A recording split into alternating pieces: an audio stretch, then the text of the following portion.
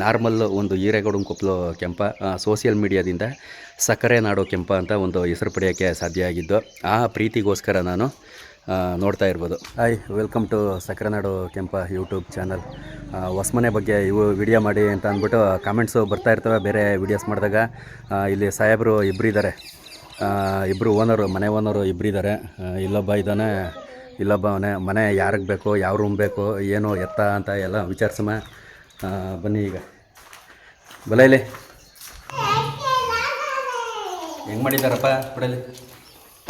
ಹಾಂ, ಬನ್ನಿ ಬಲ ನೇರಲ ಅಡೀಸು 2 ಉಳ್ಕೊಬಿಟ್ಟವೆ, ತಗೊಬಂದಿದ್ದ ವಾಪಸ್ ಮಾಡಬೇಕು. ಹೊಸ್ಮನೆ ಈಗ ಇದ್ರ ಕೆಲಸ ಒಟ್ಟಿನಲ್ಲಿ ಪೂರ್ತಿ ಫಿನಿಶ್ ಆಗೈತೆ. ಸುಮ್ಮನಿರಲ್ಲ, ಟೈಲ್ಸ್ ಕೆಲಸ ಒಂದು ಸ್ವಲ್ಪನೂ ಏನೂ ಬಾಕಿ ಇಲ್ಲ. ಏನು ಈ ಕಿಂಡಿ ಕಾಣ್ತವೆ, ಈ ಕಿಂಡಿಗೆ ಇನ್ನು ಗ್ರೂಪ್ ರೇಷ ಏನೋ 4-5 ದಿನ ಅದು ಅನ್ನುವಂಗೆ ಏನೋ ಅದು ಪ್ಯಾಚ್ ಮಾಡೋರಂತೆ. ಅದು ಬಿಟ್ಟರೆ ಏನೋ ಮುಗೀತು. ನೀರು ಮನೆ ಎಲ್ಲ ರೆಡಿ, ಗಿಡೀಸು ಎಲ್ಲನ ಹಾಕಿ ಪೂರ್ತಿ ರೆಡಿ ಮಾಡಿದ್ರೆ. ನೀರು ಆಲೇ ಒಂದು 3-4 ದಿನದಲ್ಲಿ ಹಾಕಿರೋದು ಇನ್ನೂ ತ್ಯಾವ ಹಂಗೆ ಐತೆ. ಏಕೆಂತಂದರೆ ಈ ಥರ ಇದು ಬೆಳೆದ ಮೇಲೆ ನೀರು ಕುಡಿಯಲ್ವಲ್ಲ ಅದು ಒಂದು ತೊಟ್ಟನು. ಈ ರೂಮು ದೊಡ್ಡ ಮಂಚನೇ ಹಾಕ್ಬೋದು. ಹಾಲು ಎಲ್ಲ ತೋರಿದ್ದೀನಿ. ಇದು ಎಲ್ಲ ಕೆಲಸ ಎಲ್ಲ ಪೂರ್ತಿ ಆಗೈತೆ. ಇದೊಂದು ಬಾಕಿ ಇದೆ. ಇಲ್ಲಿ ವಾಟರ್ ರೂಫ್ ಮಾಡಿಸಿದ್ರೆ ಟೈಲ್ಸ್ ಹಾಕ್ಸ್ಬಾರ್ದಂತೆ. ಟೈಲ್ಸ್ ಹಾಕ್ಸಿದ್ರೆ ಮೊಳೆ ಅವರು ಫಿಟ್ ಮಾಡೋಕ್ಕಾಗಲ್ಲ ಅಂದ್ಬಿಟ್ಟು ಹಂಗೆ ಬಿಟ್ಟವ್ರೆ. ಇಲ್ಲಿ ಗಾರಿ ಹಾಕ್ಬಿಟ್ಟು ಗಾರಿಯಲ್ಲಿ ಒಂದು ಸಮ ಮಾಡ್ಕೊಂಡು ಆಮೇಲೆ ಇದು ಅಲ್ಲಿಗೆ ವಾಟರ್ ರೂಫ್ ಮಾಡ್ತಾರಲ್ಲ ಅದು ಮಾಡಿಸ್ಬೇಕು. ಜಾಸ್ತಿ ನಮ್ಮಲ್ಲಿ ವುಡ್ ವರ್ಕ್ ಮಾಡಿಸುವ ಶಕ್ತಿ ಇಲ್ಲ. ಏಕೆಂದರೆ ಈಗಲೇ ಬಜೆಟು ನಾವು ಅಂದ್ಕೊಂಡದ್ಕಿಂತ ಜಾಸ್ತಿ ಆಗೋಯ್ತಾರೋದ್ರಿಂದ ವುಡ್ ವರ್ಕ್ ಮಾಡುವಂಥ ಶಕ್ತಿ ಇಲ್ಲ. ಅದಕ್ಕೆ ಕಿಚನ್ ಅಳತೆಗೆ ಮಾತ್ರ ಇಲ್ಲೇನೋ ಬಾಕ್ಸ್ನಾಗ ಬರ್ತಾವಲ್ಲ ಸಣ್ಣ ಪುಟ್ಟ ಕಾಳು ಕಡ್ಡಿ ಮಡಿಗಳಿಗೆ ಸಿಂಪಲಾಗಿ ಇಲ್ಲಿ ವುಡ್ ವರ್ಕ್ ಮಾಡಿಸ್ಬೇಕು. ಬಾಕ್ಸ್ನಾಗೆ ಮತ್ತು ಅಡಿಲೆ ಈ ಅಳತೆಗೆ ಮಾತ್ರ ಮಾಡಿಸ್ಬೇಕು. ಇನ್ನು ಕೆಲವ್ರು ಅಂತಾರೆ ಇಲ್ಲಿಗೂ ಮಾಡಿಸುವಂತ. ಇದು ಕಿಚನ್ ಎಂಟ್ರಿ ಇಲ್ಲಿಗೂ ಮಾಡಿಸು. ಆಮೇಲೆ ರೂಮು ಇಲ್ಲೇನು ಡೋರ್ ತೆಗಿತೀವಿ, ಈ ರೂಮು ಈ ಸೈಡು ಮಾಡಿಸುವಂಥವ್ರೆ. ಅವೆಲ್ಲ ಮಾಡಿಸ್ತೀವಿ ಅಂದರೆ 2.5-3 ಲಕ್ಷ ಗಂಟೆ ಹೊಂಟೋಯ್ತದೆ. ಅಷ್ಟು ಕೆಪಾಸಿಟಿ ಇಲ್ಲದ ಕಾರಣದಿಂದ ಮಾಡ್ಸೋಕ್ಕಾಗಲ್ಲ. ಪಟ್ಟಿ ಪೌಡ್ರು ಒಂದು 5 ಉಳಿದವೆ. ಇನ್ನೂ ಪಟ್ಟಿ ಪೌಡ್ರು, ದೇವ್ರ ಮನೆ ಕಲ್ಲು, ಇದು ಎಷ್ಟಾಯಿತು ನೋಡಿ. ಕಲ್ಲು, ಈ ಕಲ್ಲೇ 1,000 ರೂಪಾಯಿ. ಬರೀ ಈ ಕಲ್ಲೇ 1,000 ರೂಪಾಯಿ. ಹಂಗೂ ಇದು ಡಬಲ್ ಡಬಲ್ ಮಾಡಿಸೋರು ಜಾಸ್ತಿ ಆಗುತ್ತೆ ಅಂತ ಅಂದ್ಬಿಟ್ಟು ಸಿಂಗಲ್ ಮಾಡಿಸಿರುವಂಥದ್ದು. ಎಲ್ಲ ರೆಡಿಯಾಗೈತೆ. ಇನ್ನು ಮೇಲ್ಗಡೆನೂ ತೋರ್ತೀನಿ. ಬರಲ್ಲ ಇಲ್ಲಿ ಏನು ಮಾಡ್ತಾಯಿದ್ರಿ ಇಲ್ಲಿ? ಬರೀ ಹಂಗೆಲ್ಲ ಮಾತಾಡಬೇಡ್ದು. ಇದು ನಿಂತ್ಕೊಳ್ಳಿ. ಈಗ ಅಲ್ಲಿ ನಿಂತ್ಕೊಳ್ಳಿ. ನೀನು ಓಲ ನಿಂತ್ಕಲ್ಲ. ಹಾಂ ನಿಂತ್ಕೋಬೇಕು. ಈಗ ಇದು ಮನೆ ಯಾರಿಗೆ ಬೇಕು? ಇಬ್ಬರು ನನಗೆ ಅಂದರೆ ಯಾರಿಗೆ ಕೊಡೋಣ? ನಿನಗೆ ಮೇಲೆ ನಿನ್ಗೆ ಮೇಲೆ ಪೂರ್ತಿ ನಿನಗೆಯಾ? ಇಲ್ಲಿ ಕೆಳಕ್ಕೆ ನಿನಗೆ ಬೇಡವಾ? ಹಣ್ಣು ಕೊಟ್ಬಿಡೋದ ಕೆಳಕ್ಕೆ? ಅದಕ್ಕೆ ನನಗೆ ಗೊತ್ತು ನೀವು ಹಿಂಗೆ ಮಾಡ್ತೀರಿ ಮುಂದಕ್ಕೆ ಮದುವೆ ಆದಮೇಲೆ ಅಂತ. ಅದಕ್ಕೆ ನಾನು ಮೇಲೂ ಮಾಡಿರೋದು ಕಣ. ಈಗ ಮೇಲೆ ನೀರು ಮನೆ ಇಲ್ವಲ್ಲಪ್ಪ? ನೀರು ಮನೆಗೆ ಹೋಗ್ಬೇಕು ಅಂದ್ರೆ ಹೆಂಗೆ ಬಂದು ಬಾತ್ರೂಮ್ಗೆ? ಮೇಲೂ ಇದ್ದದ ನೋಡ್ದಾ? ಮೇಲೆ ಸಾಕ ನಿನಗೆ? ಅಡುಗೆ ಮಾಡೋಕ್ಕೊಂದು ರೂಮು, ಮನೆ ಕಳಕ್ಕೊಂದು ರೂಮು. ನೀನು ಇಡ್ತೀನಿ ನೀನು ಸಾಕಾ? ನಿನಗೆ ಕರಿಯ ಸಾಕಲ್ಲ ಇದು? ಹಾಂ, ಈ ಕೆಳಗಡೆ ಇದೆಲ್ಲ ಸಾಕ ನಿನಗೆ? ಇನ್ನೇನೇನು ಮಾಡಿಸ್ಬೇಕು? ಇನ್ನು ಎಲ್ಲ ಈಗ ಮಾಡಿಸಿರೋದು ಸಾಕಾ? ಇನ್ನೇನೋ ಮಾಡಿಸ್ಬೇಡ್ದ? ಸಾಕಂಗಾರೆ ನಾಳೆಗೆ ಇಲ್ಲಿಗೆ ಬಂದು ಇದೆಯಾ ನೀನು? ಅವನ ಮೇಲೆ ನೀನು ಕೆಳಗೆ. ನಿನ್ನ ಮೇಲಿದೆಯಪ್ಪ? ನೀನು ಮೇಲಿದೆಯಾ? ಬರ್ರಿ ಆಯಿತು. ನೋಡಿ, ನಮ್ಮ ಅಯ್ಯ ಕಟ್ಟಿರೋ ಮನೆ ಅದು. ಅದರಲ್ಲಿ ಇಷ್ಟು ವರ್ಷ ನಮ್ಮ ಜೀವನ ಸಾಗಿಸ್ಕೊಂಡ್ಬಂದಿರುವಂಥದ್ದು. ಇದು ನಮ್ಮ ತಲೆಮಾರಲ್ಲಿ ನಮ್ಮ ನೆನಪಿಗೆ, ನಮ್ಮ ಸಾಧನೆ. ಒಂದು ಹಳ್ಳಿ ಕಡೆ ಒಂದು ಮನೆ ಮಾಡುವಂಥದ್ದು ಒಂದು ಜೀವಮಾನದ ಸಾಧನೆ. ಮತ್ತೊಂದು ಸಲ ಟೈಲ್ಸ್ ಬಗ್ಗೆ ಹೇಳ್ಬಿಡ್ತೀನಿ. ಟೈಲ್ಸ್ ಬಗ್ಗೆ ಸೌಂಡ್ ಮಾಡಿಬಿಡಿ ಇರಲ್ಲ. ಮುರ್ದಾಯ್ತದೆ ಇರೋದಕ್ಕೆ ಇಲ್ಲಿ ಚೆನ್ನಾಗಿ ಮಾಡ್ತಾರೆ ಕೆಲಸ. ಅವೇನು ಸಿಂಪಲ್ಲು ಹಿಂಗೆ ಕುತ್ಕೊಂಡ್ರೆ ಮುರ್ದೇ ಹೋಯ್ತವೆ. ಆಲೇ ಬಳಿಗೆ ಹೋಗಿ ಕುತ್ಕೋತಾವ್ರೆ. ಹಂಗೇನಾರು ಕುತ್ಕೊಬಿಟ್ಟಿರಿ ಹೊಡೆದೋಯ್ತವೆ ಕಲ್ಲು. ಬಾಚಿ ಆಚೆ ಬಾ. ಟೈಲ್ಸ್ ಬಗ್ಗೆ ಹೇಳ್ಬಿಡ್ತೀನಿ. ಮತ್ತೊಂದು ಸಲ ಏನಪ್ಪ ಅಂತಂದರೆ, ನೀವು ಯಾವುದೇ ಅಂಗಡಿಗೆ ಹೋಗಿ ಟೈಲ್ಸ್ ತಗೊಳ್ಳೋಕ್ಕೆ ಇಲ್ಲಿ ಎಷ್ಟು ಅಡಿ ಮೆಜರ್ಮೆಂಟ್ ಮಾಡಿರ್ತಾರೆ ಅನ್ನೋ ಐಡಿಯಾ ನಮಗೆ ಒಂದು ಸ್ವಲ್ಪನೂ ಗೊತ್ತಿರಲ್ಲ. ಎಷ್ಟು ಅಡಿ ಮೆಜರ್ಮೆಂಟ್ ಅವರು ಬರ್ಕೊಟ್ಟಿರ್ತಾರೆ, ನಾವು ಹೋಗಿ ತಗೋಬತ್ತೀವಿ ಅಂತ ಅಂಗಡಿಯವರು ಕೊಡಬೇಕಾದ್ರೂ ಅಲ್ಲೂ ಒಂದು ಸ್ವಲ್ಪ ಕೆಲವು ಅಂಗಡಿಗಳಲ್ಲಿ ಇವ್ರು ಏನು ಬರೆದಿರ್ತಾರೆ ಅದಕ್ಕಿಂತ ಬಾಕ್ಸ್ ಲೆಕ್ಕದಲ್ಲಿ ಅವರು ಏನೋ ಲೆಕ್ಕಾಚಾರದಲ್ಲಿ ತಪ್ಪು ಕೊಟ್ಟಿರ್ತಾರಂತೆ. ಇವ್ರು ಏನಾರ ಸಾಲಿಲ್ಲ ಅದು ಸಾಲಿಲ್ಲ ಇದು ಸಾಲಿಲ್ಲ ಅಂದರೆ ತಿರ್ಗಾ ಬರೆದು ಕಳಿಸ್ತಾರೆ, ವರ್ಕ್ ಮಾಡುವಂಥವ್ರು ಹೋಗಿ ತಗೊಬರ್ಬೇಕಾಯ್ತದೆ. ಕೆಲವು ಅಂಗಡಿಲಿ ಹಂಗೆ ಮಾಡ್ತಾರಂತೆ, ಅದಕ್ಕೆ ಹೇಳವ್ರೆ. ಕೆಲವು ಅಂಗಡಿಲಿ ಈಗ ನಾನು 37 ರೂಪಾಯಿ ಕೊಟ್ಟಿರೋದು 2x4, 4x6 ಇದು ನೋಡ್ತಾ ಇರೋದು 4x6 ಇದು ಬಂದು 92 ರೂಪಾಯಿ. 92 ರೂಪಾಯಿ ಟೋಟಲು ಎಲ್ಲನೇ ವಾಪಸ್ ಮಾಡಾಯಿತು. ಮಿಕ್ಕಿರೋ ಏನೇನು ಮಿಕ್ಕಿದೋ ಅವೆಲ್ಲನೂ ವಾಪಸ್ ಮಾಡಿದೆ. 2x4 ಮತ್ತು 16x16 ಬಾತ್ರೂಮ್ಗೆ ಹಾಕಿರೋವು, ಪಾರ್ಕಿಂಗ್ ಕಲ್ಲು ಪ್ರತಿಯೊಂದು ಸೇರಿ 4x6 ಒಂದು ಉಳಿದಿತ್ತು, 2x4 ಉಳಿದಿದ್ದು ಕಲ್ಲು 16x16 ಉಳಿದಿದ್ದು. ಅವು ವಾಪಸ್ ಮಾಡಿದ್ರೆ ಬರೀ 6,000 ಟೋಟಲು. ನಮ್ಮ ಈ ಮನೆಗೆ ಏನು ಒಂದು 25 ಆಯ ಬಂದು, ಈ ಮನೆ ಆಯ ಬಂದು 25 ಮೇಲ್ಗಡೆ 2 ರೂಮು ಎಲ್ಲ ಸೇರಿ 2 ಲಕ್ಷ ಆಯಿತು.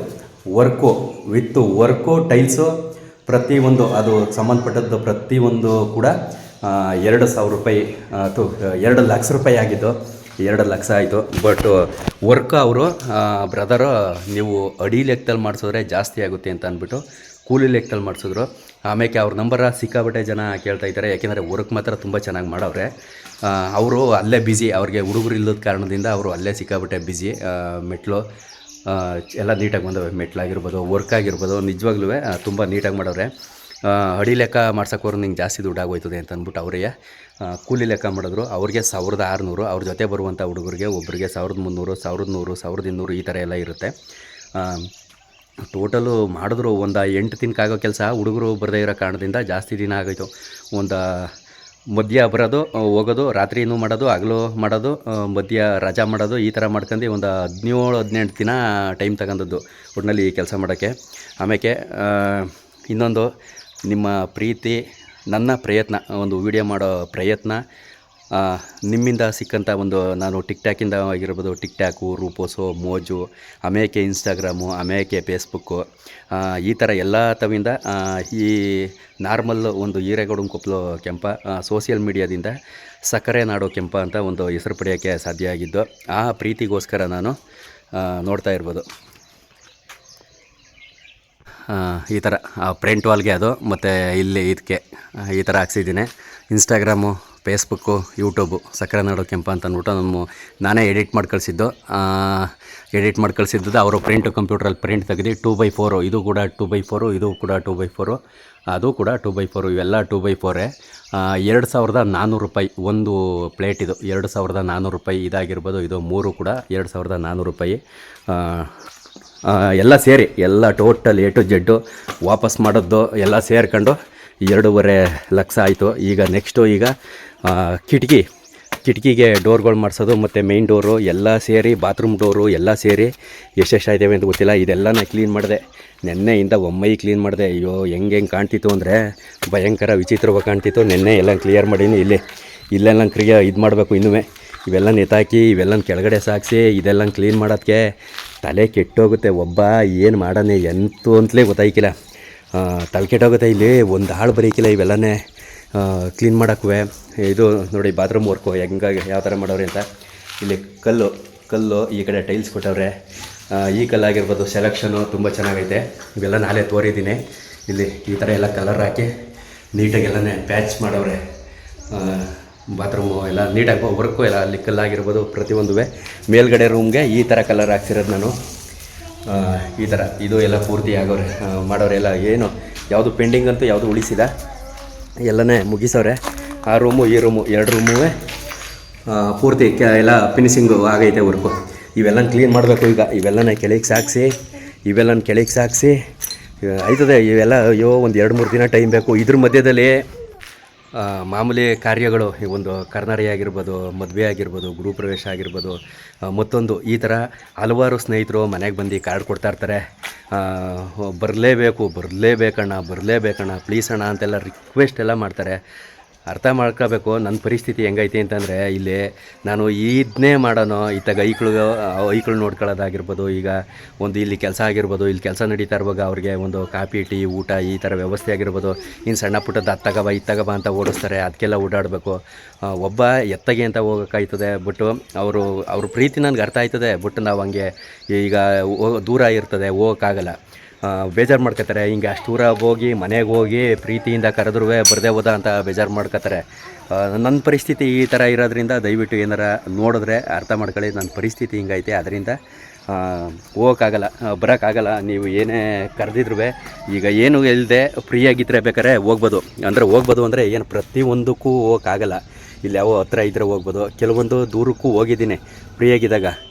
ಇಲ್ಲ, ಮೇಲ್ಗಡೆ ಏನು ಕ್ಲೀನ್ ಮಾಡಿಲ್ಲ. ನೀನು ಮೇಲ್ಗಡೆ ಬೇಕು ಅಂತ ಹೇಳಿದ್ದೆ, ಸರಿಯಾ?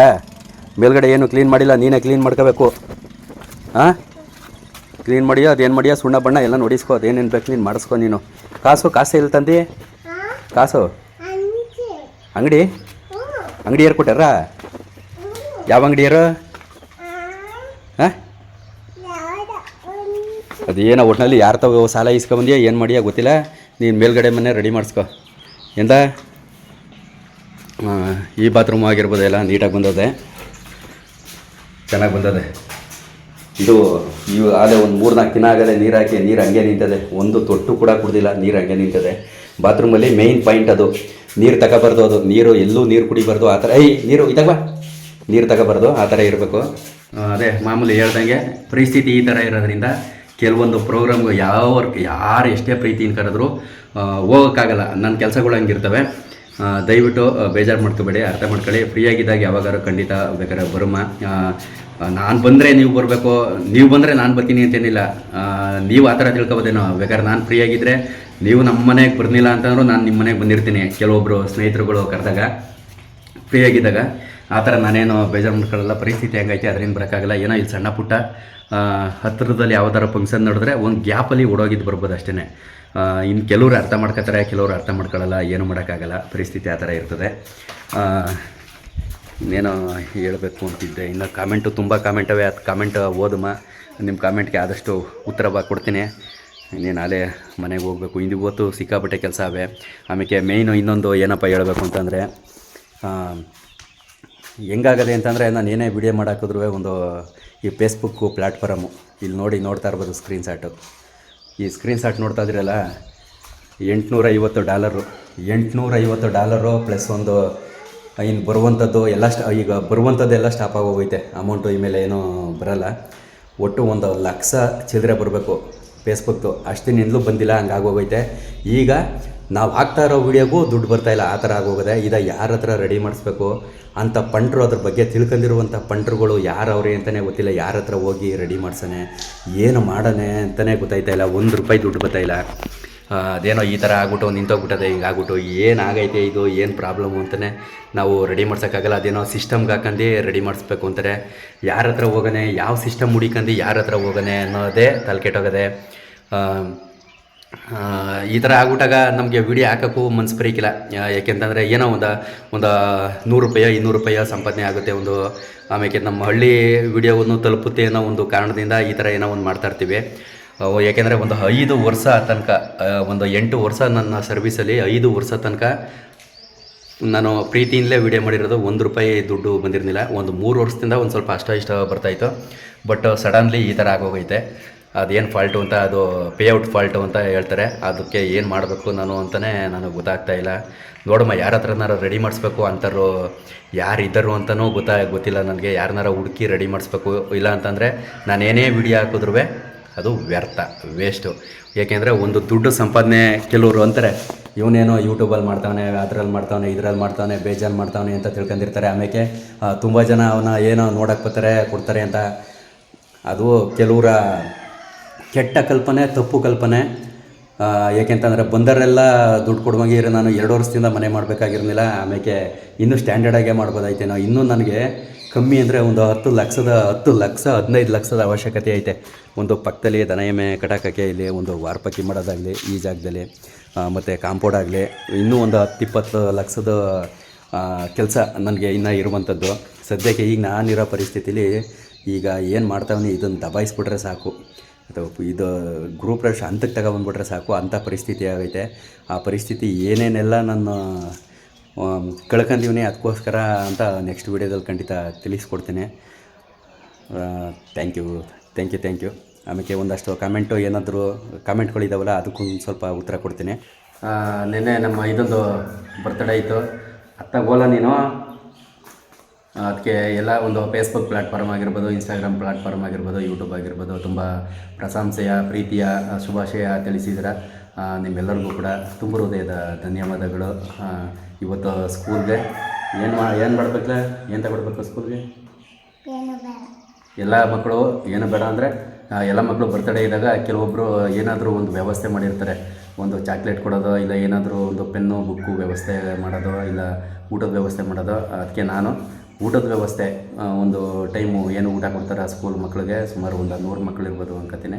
ಆ 100 ಮಕ್ಳಿಗೂ ಒಂದು ಊಟದ ವ್ಯವಸ್ಥೆ ಪ್ರಯತ್ನ ಮಾಡಬೇಕು ಹೋಗಿ ಇವತ್ತು. ಆಯಿತು, ಎಲ್ಲ ಮಕ್ಕಳಿಗೂ ಊಟದ ವ್ಯವಸ್ಥೆ ಮಾಡ್ತೀನಿ. ಹಾಂ ಹಾಂ, ಥ್ಯಾಂಕ್ ಯು. ಹಳೆ ಮನೆ ಬಿಟ್ಟು ನೀವು ಹೊಸ ಮನೆಗೆ ಹೋಗಿ ವೀಡಿಯೋಸ್ ಮಾಡಿದರೆ ನಿಮ್ಮ ವೀಡಿಯೋಸ್ ಅಷ್ಟಾಗಿ ಜನ ನೋಡಲ್ಲ ಕೆಂಪಣ್ಣ. ನಿಮಗೆ ಚಾನಲ್ ಇವತ್ತು ಈ ಮಟ್ಟಕ್ಕೆ ಬಂದಿದೆ ಅಂದರೆ ಈ ಹಳ್ಳಿ ಮನೆಯೇ ಕಾರಣ. ಇರಲಿ, ಪರವಾಗಿಲ್ಲ.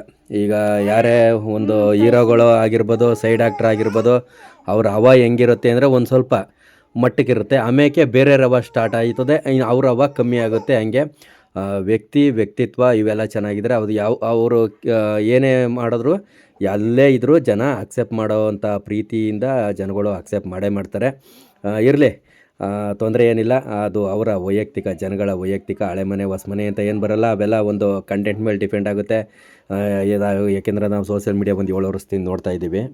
ಕೆಂಪಣ್ಣ, ನೀವು ಚೆನ್ನಾಗಿ ವಿಡಿಯೋ ಮಾಡ್ತೀರಾ. Thank you brother. ಬೆಲ್ಲ ಬೇಸಪ್ಪಲ್ಲ, ಈ ಒಂದು ವ್ಯವಸಾಯ ಆಗಿರ್ಬೋದು, ಒಂದು ಜವಾಬ್ದಾರಿ ಆಗಿರ್ಬೋದು, ಅದರ ನಡುವೆ ಎಲ್ಲನೂ ಮೇಂಟೈನ್ ಮಾಡಿಕೊಂಡು ಅದ್ರ ಮಧ್ಯೆ ವಿಡಿಯೋ ಮಾಡಿಕೊಂಡು ಎಡಿಟ್ ಮಾಡಿಕೊಂಡು ನಿಮ್ಮ ಪ್ರೀತಿ ಆಶೀರ್ವಾದದಿಂದ ಇಲ್ಲಿ ತನಕ ಬಂದಿರುವಂಥದ್ದು. ನಿಮ್ಮ ಪ್ರೀತಿಗೆ ಧನ್ಯವಾದಗಳು ಗುರು. ಡೈಲಿ ವಿಡಿಯೋ ಮಾಡೋ, ಹೌಸ್ ವಿಡಿಯೋ ಅಪ್ಡೇಟು ಹಾಕು. ಹೌಸ್ ವಿಡಿಯೋ ಅಪ್ಡೇಟು ಇವತ್ತು ಆದಷ್ಟು ತಿಳಿಸಿದ್ದೀನಿ. ಏಕೆಂದರೆ ಟೈಲ್ಸ್ ಬಗ್ಗೆ ಪೂರ್ತಿ ಸಂಪೂರ್ಣವಾಗಿ ಇವತ್ತಿಗೆ ಲಾಸ್ಟು. ಇನ್ನೇನಿದ್ರು ಇನ್ನು ಕಿಟಕಿ ಬಾಗಿಲು ಅವ್ರ ಬಗ್ಗೆ ನೆಕ್ಸ್ಟ್ ವಿಡಿಯೋ ಅಪ್ಡೇಟ್ ಮಾಡಲೇಬೇಕು. ವಿಧಿ ಇಲ್ಲ. ಏನೋ ಒಂದು 4 ಕಾಸು ಮಾಡಬೇಕು ಅಂದರೆ ಡೈಲಿ ವೀಡಿಯೋಸ್ ಹಾಕಿದ್ರು ಮಾತ್ರನೇ. ಇಲ್ಲ ಅಂತಂದರೆ ಏನೋ ಬರೋಲ್ಲ. ಎಷ್ಟೋ ಬಾಬಾ ಅಂತಂದರೆ ಒಂದು 3 ದಿನ ಒಂದು ವಿಡಿಯೋ, ಇದು ಒಂದು 3 ದಿನ ಗಂಟ ಓಡುತ್ತೆ ಅಷ್ಟೇ. ಆಮೇಲೆ ಓಡಲ್ಲ. ಆಮೇಲೆ ಬೆಳ್ಳಗೆ ಓಡ್ತವೆ. ಲೆಕ್ಕ ಸಿಗೋದು ಅಲ್ಲಿ ಏನಾರ ಒಂದು $1, ಒಂದು $2, $3 ಬರಬೇಕು ಅಂತಂದರೆ ಒಂದು 3 ದಿನ ವೀಡಿಯೋ ಓಡಿದ್ರೆ ಮಾತ್ರನೇ ಲೆಕ್ಕ, ಡಾಲರ್ ಲೆಕ್ಕ. ಧನ್ಯವಾದಗಳು.